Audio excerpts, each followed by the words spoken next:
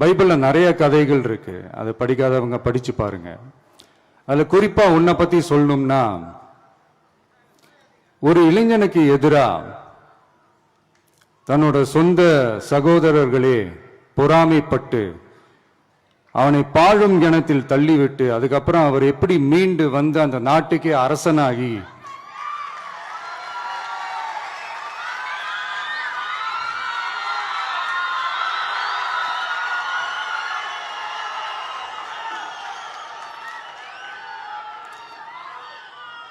அந்த நாட்டுக்கே அரசனாகி தனக்கு துரோகம் செஞ்ச தன்னுடைய சகோதரர்கள் மட்டுமல்ல, அந்த நாட்டையே எப்படி காப்பாத்தினாருன்னு சொல்லி இந்த மாதிரி நிறைய இன்ட்ரெஸ்டிங்கான கதைகள்லாம் பைபிள்ல இருக்கு. படிக்காதவங்க படிச்சு பாருங்க. அந்த குறிப்பிட்ட கதை யாரை பத்தின கதைன்னு நான் சொல்லி தெரிய வேண்டிய அவசியம் இல்லைன்னு நினைக்கிறேன். அது உங்க எல்லாருக்குமே நல்லா தெரியும்.